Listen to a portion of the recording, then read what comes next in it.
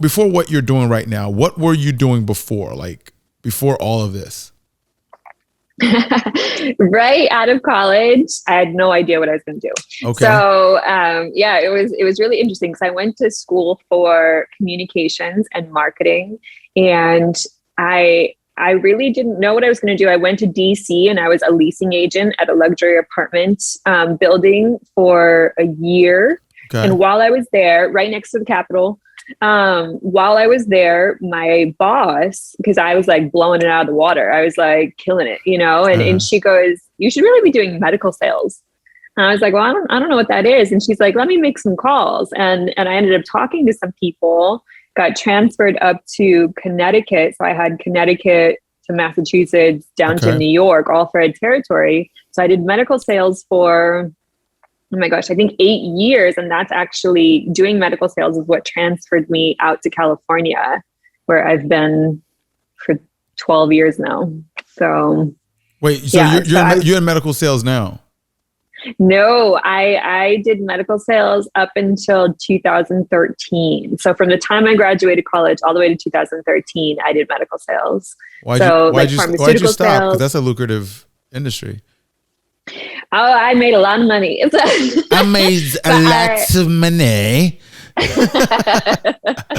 I wasn't fulfilled at all. And that's actually doing that job and selling pharmaceuticals, even though I ended up later selling hospital supplies and things like that. Selling pharmaceuticals is what made me go back and get my master's in nutrition, because I was literally looking at all of these situations where I'm promoting all of these different drugs. And I was like, I would say to the doctors sometimes, but have you told them if they just do X, Y, and Z, they might not need this medication, or they might not, and they would literally say, I don't have time for that. We have 10 minutes. Insurance gives us 10 minutes. We have to see so many people in a day and this and that and blah, blah, blah. And it was really heartbreaking to me sometimes. And then as an energetically sensitive person, when I did start working in hospitals, it was the Children's Hospital and it was the pediatric ICU. And it was so sad for me and like draining almost to be seeing these situations on a constant basis. I have so much respect for nurses and doctors and the people that are in there day in and day out doing this work, because I would leave the hospital at the end of the day, and I would teach Pilates on the weekends just to shift my energy around. I ended up being a burlesque dancer on the weekends. I was literally in a suit. Wait. Time out. You went from medical sales to burlesque dancer? What is that? How does that even? I would be in a suit all week long, and just for any kind of just like outlet whatsoever, I would put on the fishnets and the whole deal and the wig and everything else and go out and professionally perform at events and functions and on the news, even like on the weekends. What? Oh. Yeah. How do you even manage that? Because wouldn't the people in your industry find out in some way? Was it easy for them to know? I had a costume on. They didn't see me. You're like Catwoman, like, you know what I mean? Like, that's what I'm picturing. But then you also mentioned that you were a fitness professional, right? Mm-hmm, like bodybuilding. So were you doing that at the same time as medical sales? Yeah. So it started out light. Like I was teaching Pilates on the weekends as like a little outlet. I didn't need the money. You know what I mean? I literally was looking for anything else to feed my soul. Yeah. So then it went into burlesque dancing. And then from there it went into fitness competitions on the weekends and in preparing. And I was dancing and doing fitness competitions at the same time on the weekends. And it was funny because the boss that hired me to transfer from the East Coast to the West Coast, he got promoted and I had this new boss, right? Okay. And it was a woman.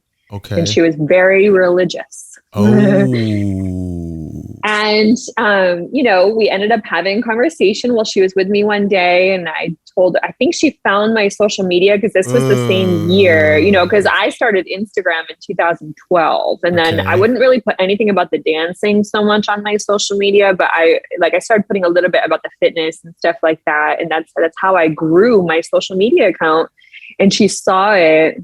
And then she started like digging a little bit and asking me more questions. And she had even said things to me like, you know, it seems like that's more your passion. Maybe you should just like leave this job and focus more on that. And like, I wasn't ready to do that. And she even told me she would come to one of my shows to support me, and she never showed up. And it was shortly after that she actually fired me.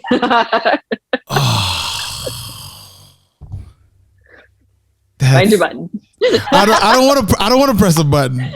Like, I don't want to push a button. The button that I'm thinking of was, that's random, but I understand that how it could be a big disconnect between like a very corporate environment and something that's creative and risque, right? Yeah. So how did you feel when that happened to you? You know, it was really interesting because it's sad sometimes that people are so narrow-minded, because my clients actually loved it. The hospitals, I was in Oxygen magazine. I was being published as a professional fitness model. Yeah. And literally the nurses and the doctors would be like, can we get a copy of the magazine? Like, they were so excited they felt like they were part of it, and they loved supporting. And that was just like the whole part of sales is building relationships. And I was literally building a relationship because they loved seeing what I was doing. And she just like, it was interesting because my sister, that same couple months, my sister was getting married back on the East Coast. Yeah. And I had put in for some time off, or I asked for the time off, and she wouldn't give it to me. And I was like, well, clearly I'm not going to miss my sister's wedding. I'm in the damn thing. You know what I mean? Like, I would never. And she kind of did that on purpose, you know what I mean? Because she was looking for a reason. So she didn't give me the time off. I went anyway. And then while I was gone to my sister's wedding in New York, she had the cops come to my apartment and do a safety check to make sure that she had her ducks in a row to say that I had just like bounced and that she was so worried about me and all this stuff. So that's what got me fired. What? Wait, she sent the cops to your house just as a due diligence of saying that, oh, we did what we needed to do to check to see if she was going to come into work. And then she gave like proper cause to fire you. Yeah. Yeah, I had never been fired in my life, but like I had been in sales and pharmaceutical sales at that point with that company for 5 years, and overall in pharmaceutical sales for 8 at that point. So yeah, that's, you know, do you think it was the fact that she was super religious, it was like a personal thing, or do you think it was like a legitimate like corporate culture thing? I think it was a little bit of everything. You know, she was older, and I always get really excited when I get a woman boss. You know what I mean? I'm just like, yes, I love seeing women in these roles. And honestly, when I was in pharmaceuticals in that corporate environment, I had 2 female bosses, and they were the worst.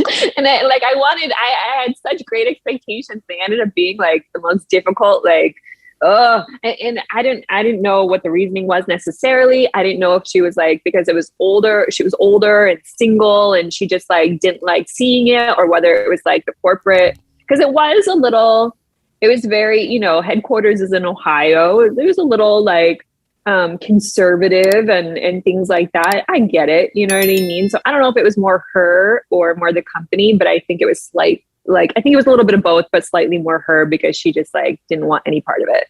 Wow. So that is quite the journey. I have a really fun twist on that though. What do you mean? So I got fired, and then less than 2 years later, because that same pharmaceutical company also owns a sports line of supplements. Okay. And they actually 2 years later asked me to be the female face of their supplement. And she comes back full circle.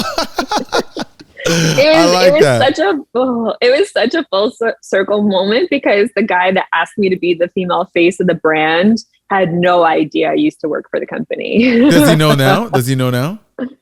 Oh, he knew after he brought me on board, but it was very like, yeah, Oh, I remained the face of the company for 2 years before I think they ended up selling the company. wait. But So yeah, did those magazines or any article from that show up in your old boss's desk? You think?